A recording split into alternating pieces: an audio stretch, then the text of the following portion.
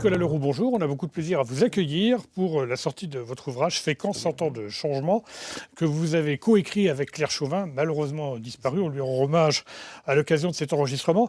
C'est un livre publié aux éditions des Falaises. Alors, soyons clairs, un livre de photos anciennes avec des photos d'aujourd'hui. Et là, on se rend compte de la façon dont Fécamp a évolué. Alors Fécamp, il y a d'autres villes du littoral, mais Fécamp, c'est quand même assez impressionnant. Et puis surtout, vous avez été servi, on peut dire les choses, par des photos tout à fait étonnantes qui proviennent d'une donation. Oui, parce que nous avons eu la chance à l'association des Amis du Fécamp et du Pays de Caux d'obtenir une donation. Vous êtes membre ? Oui, je suis membre, administrateur, d'obtenir une donation en février 2014. Monsieur et Mme Coudray, adhérents, ont décidé de léguer en fait un album de photos de Monsieur Ladiret, des photos prises entre 1885 et 1915.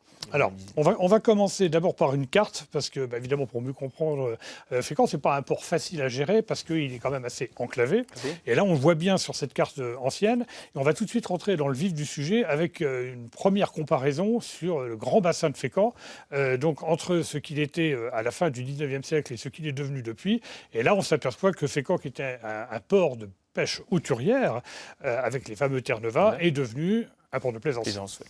On voit très bien, parce que Fécamp, c'est quand même l'arrivée de deux estuaires, en fait. Donc, il y avait deux petites rivières, la Ganseville et la Valmont, donc une zone de marécage qu'il a fallu endiguer. Et cette zone de marécage, il y a déjà une construction de différents bassins pour pouvoir, ils ont endigué, ils ont gardé des bassins, gardé aussi un parc à huîtres qu'on voit sur ce plan-là.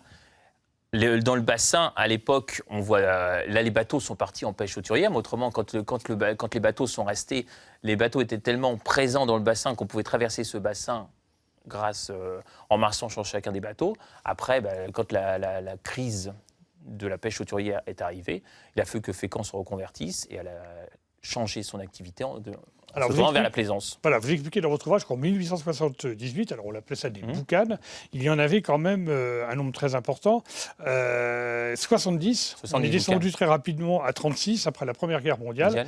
Et évidemment, après la Deuxième Guerre mondiale, c'était le début de la fin, même si le général de Gaulle souhaitait que Fécamp reste un port hauturier. Oui. Alors, on va continuer notre voyage. Il y a des bâtiments qui ont changé, qui n'ont pas trop changé. L'hôtel du Grand Cerf, les Fécampois connaissent. Alors, on en parle un peu pour tous ceux qui ne sont pas obligatoirement de Fécamp. Et là, on s'aperçoit qu'effectivement, il y a eu... c'est un hôtel très célèbre puisqu'il a eu l'honneur d'accueillir Victor Hugo et Napoléon. Justement, il a accueilli Napoléon et Victor Hugo. Et cet hôtel du Grand Cerf est actuellement la résidence en fait, de la Maison du Patrimoine. Voilà, donc ça c'est important, et vous connaissez bien, et vous avez bien raison de le dire. Alors moi, c'est quelque chose que j'ai découvert dans votre ouvrage, la fameuse maison des moines insoumis, parce qu'à l'époque, l'Église marchait d'un seul pas, mais pas toujours en fait. Tout simplement parce que les moines, en fait, qui étaient un peu des seigneurs ecclésiastiques à Fécamp. Donc ces moines de l'abbaye de la Sainte Trinité de Fécamp, on leur demande de se régler, de subir la règle de Saint-Maur, et ils ne souhaitent pas subir la règle de Saint-Maur, donc à ce moment-là, ils vont être insoumis, ils ne veulent plus se soumettre à cette règle de Saint-Maur, qui est une règle un peu plus stricte. Alors comme ils ne veulent pas se soumettre à cette règle de Saint-Maur, parce qu'il était devenu vraiment chef dans cette abbaye de la Sainte Trinité, ils décident donc d'habiter ailleurs, en fait, de l'enclos de l'abbatiale de la Sainte Trinité, et ils habitent dans cette maison des moines insoumis, en fait. Ils ne sont pas soumis à la règle de Saint-Maur, en fait. Alors, on parlait tout à l'heure de Fécamp, ville un petit peu enclavée. Alors, c'est vrai que le train a permis d'aider au déplacement des personnes, mais également des marchandises. Et on va bien voir la comparaison entre ce qu'était la gare au siècle dernier, au début du siècle dernier, et ce qu'elle est devenue aujourd'hui. J'allais dire, il n'y a pas photo. Alors, c'est un très mauvais jeu de mots, pardonnez-moi, mais c'est vrai qu'au début du siècle dernier, il y avait beaucoup plus d'activités qu'aujourd'hui. Le transport de bois, le transport du bois qui venait des pays du Nord, comme le bois de Finlande. Il y a encore actuellement du bois, mais il y a beaucoup moins de bois. Et le transport aussi des poissons, en fait, donc du poisson. Toute cette activité-là, elle est devenue moins importante. Donc, la gare s'est recentrée sur un port essentiellement de voyageurs, en fait, d'où une gare un petit peu plus petite. La digue promenade. Alors là, il y a eu de gros changements. C'est simple. Au 19e siècle, il y a des galets, c'est un peu n'importe quoi, enfin pas n'importe quoi, mais on voit bien sur ces photos que la transformation a été très importante. Et cette digue a été achevée, vous me dites si je me trompe, dans les années 69, c'est ça? C'est ça, donc il y a d'abord, sur la photo qu'on voit, c'est une photo de 1903, on voit les fers avec la construction de la digue, et après, il y a la digue actuelle de Fécamp date de 1969, en fait. Voilà, et on a voulu aussi protéger, bien évidemment, les bâtiments qu'il y a de l'autre côté. De l'autre côté, c'est parce qu'avec l'assaut de la mer, en fait, la digue doit protéger des différentes tempêtes de l'hiver pour protéger les habitations de l'autre côté, en fait. Alors, on précise qu'en 1903, c'est le président Doumergue, en Doumergue, personne, exactement. qui est venu Inaugurer, en fait. Voilà. Alors, les casinos. Alors, c'est vrai qu'à la fin du 19e, commence à se développer une activité touristique et balnéaire. La balnéothérapie, c'est pas n'importe quoi. Et le casino, évidemment, est presque concomitant à ce type d'activité. Forcément, bain de mer, jeu le soir, assister à des spectacles, en fait, soit des opérettes, des opéras, du théâtre. Et le casino de Fécamp, où on commence à décider la construction en 1905, il se termine en 1908-1909. À l'intérieur, il y a des théâtres qui sont comparables au théâtre parisien. Certaines représentations à Fécamp, on entame des représentations à Fécamp pour voir si le public adhère à ces représentations avant de les présenter aux Parisiens. Ça, c'est extraordinaire. On ne se rend pas bien compte aujourd'hui. Fécamp, encore une fois, est une ville dynamique, qui rebondit, qui repart, etc. Ce n'est pas vous qui allez me dire le contraire. Mais c'est vrai que cette période-là, c'était une période assez étonnante. Elle est très florissante. Hein, voilà. Alors, c'est la période aussi où tout le monde n'a pas le droit des vacances. Il faut le préciser. Et les gens qui viennent, c'est des gens très riches. C'est plutôt une période où c'est plutôt la bourgeoisie, l'aristocratie qui vient en vacances, en fait. Il faut attendre 1936 pour que les congés payés arrivent, où les vacances vont plus se démocratiser, en fait. On peut dire aussi un mot des constructions, on vient de le faire, mais également des destructions. Et en particulier, en 1942, c'est le 2 septembre 1942, l'Oberstleutnant Hofstner décide de détruire le casino. Et pour quelle raison ? Parce que pour lui, c'était un obstacle. Il pensait qu'il y avait des résistants à l'intérieur de ce casino, en fait. Pour eux, les résistants étaient des terroristes. Donc, il fallait obligatoirement détruire ce casino. Même si c'était faux. Il s'avérait que c'était totalement faux, mais ils ont détruit ce casino, en fait. Voilà, les Allemands disaient terroristes, ils disaient aussi partisans. L'hôtel Miramar, avec une vue extraordinaire. Puis le café-hôtel de la Tour. Le café-hôtel de la Tour. Avec son belvédère. Oui, belvédère. Et là, pareil, qui va être détruit. Alors, c'est un peu triste parce que c'était des constructions quand même tout à fait étonnantes. On voit très bien les constructions des chalets, en fait. L'hôtel Miramar, c'est un chalet, tous les petits chalets, en fait, les chalets touristiques. Ça porte le nom de chalet comme à la montagne, mais en fait, c'est les chalets touristiques balnéaires, en fait, de l'époque. On ne peut pas ne pas parler de la bénédictine, bien évidemment. Alors, j'aime bien parce que c'est Alexandre le Grand, alors pas confondre avec son glorieux ancêtre, qui a créé le suprême Fécamp, une liqueur sucrée à base d'orange. Mais la composition est beaucoup plus subtile, et là, c'est une activité économique extrêmement importante pour Fécamp qui va démarrer très rapidement. Oui, parce qu'Alexandre le Grand a eu le génie, en fait, il s'est dit que les moines de l'abbaye de Fécamp, ils savaient qu'ils avaient une liqueur, en fait. Ils avaient une liqueur de plantes.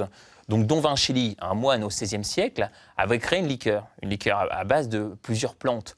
Alexandre le Grand s'est dit, si je disais que ma liqueur que je vais inventer était une liqueur qui ressemble beaucoup à la liqueur des moines de l'abbaye de Fécamp, ça serait lié l'abbaye de la Sainte Trinité de Fécamp et le palais bénédictine, en fait. Donc, lié l'histoire de Fécamp, le caractère de l'abbatiat et le caractère d'une industrie, en fait, qui va prospérer grâce à cette liqueur à base de 28 plantes. Donc, des plantes qui venaient de très loin, comme par exemple, vous pouvez avoir du thé, du massis, de la citronnelle, et autrement des plantes plus locales, comme par exemple de l'hysope, qu'on trouvait aussi Et il y avait des séchoirs à Fécamp pour faire sécher ces plantes, en fait.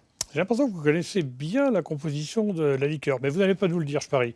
Non, je pense que vous allez rester discret. On peut dire un mot quand même de cette architecture un petit peu chargée, on peut dire les choses comme ça. La grande cour d'honneur qui est extraordinaire quand même. Pour ceux qui ne connaissent pas, il faut la voir au moins une fois. Fécamp, à l'époque, donc à la fin du XIXe siècle, a demandé à un architecte qui venait des Hautes-Alpes, M. Camille Albert, en fait, qui a été employé par Fécamp, qui est devenu l'architecte municipal, de s'occuper de la construction de différents lieux dans Fécamp, dont la bénédictine de Fécamp. Alexandre le Grand aussi a utilisé le même architecte, et lui, il était spécialiste de l'art éclectique. Alors, qu'est-ce que l'art éclectique ? C'est un mélange entre le gothique, la Renaissance et un peu de l'art industriel. C'est comme ça que sur le palais bénédictine, on retrouve des morceaux du château de Chambord. Il y a certains endroits. On trouve du Clos Lucé, en fait, sur la partie de l'activité, là où il y a la distillation, en fait. On retrouve la même façade que sur le Clos Lucé, parce elle avait pris la façade du Clos Lucé, puis il l'a remis sur le palais bénédictine. Et on trouve aussi des façades industrielles, comme on peut voir dans les usines du nord de la France, comme à Lille, en fait. Donc, c'est vraiment un mélange. Et un mélange aussi du gothique dont l'art éclectique, un mélange de néo-gothique et de Renaissance.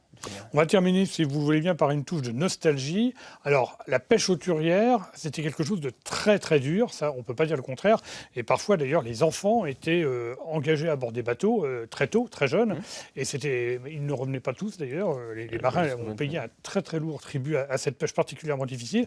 Mais c'est vrai, on le voit sur cette photo avec ces bateaux qui, vous le disiez tout à l'heure, qui envahissaient littéralement le grand bassin de Fécamp. C'est toute une époque. En plus, vous expliquez dans votre livre que les bateaux, les Doris, en fait, étaient assez fragiles et ne duraient pas très longtemps. Non, c'est ça, c'est pour ça qu'en fait, ces petits Doris, en fait, qui malheureusement, à Terre-Neuve, quand ils étaient à Terre-Neuve, dans la brume, ils avaient été pas très résistants, puis souvent les gens allaient se perdre en fait, puis c'est comme ça qu'ils mouraient. Mais c'est vrai qu'il y a eu plusieurs chantiers navals à Fécamp, ces différents chantiers navals, ça permettait d'une activité florissante au sein de Fécamp, donc la construction de Doris, la construction de caïques, de bateaux aussi, de 3 mâts-barques, donc tout ça, ça faisait vivre la vie de Fécamp en fait. Et c'était centré. Fécamp avait quand même 3 pôles importants à l'époque, donc la bénédictine, avait le pôle de la pêche et le 3e pôle, le pôle du textile. Dans le livre, vous voyez aussi une usine de textile qui est présente avec Axepelot, en fait. Donc ces 3 pôles-là, entre du textile, la pêche et la bénédictine. Alors vous qui êtes Fécampois, est-ce que vous n'avez pas un peu de regret de cette époque? Non, finalement, c'est l'avancée naturelle d'une ville, d'un port, avec son histoire et ses histoires. Je pense que Fécamp a un bel avenir devant lui. Donc je pense que c'était comme... Il y a évidemment un grand changement, mais Fécamp sait bien rebondir. Je pense qu'elle sera bien, dans un avenir très proche, prendre une bonne perspective. Puis de nouveau, il y a des belles constructions qui sont prévues pour Fécamp, donc on pourra retrouver. On ne peut plus retrouver évidemment des beaux casinos comme le casino 1905, c'est plus possible, mais je pense qu'on peut retrouver des beaux projets architecturaux qui sont prévus pour Fécamp en fait. Écoutez, Nicolas Leroux, merci beaucoup d'être venu vous présenter cet ouvrage dont je vous rappelle le titre, Fécamp, 100 ans de changement. Vous avez coécrit ce livre avec Claire Chauvin, dont je rappelle qu'elle a malheureusement disparu prématurément, et c'est un livre publié aux éditions des Falaises. Merci beaucoup, et c'est un très beau livre que je conseille à nos lecteurs, qu'ils soient fécampois ou alors pas de Fécamp, pour mieux découvrir comment Fécamp a évolué. Merci beaucoup, monsieur.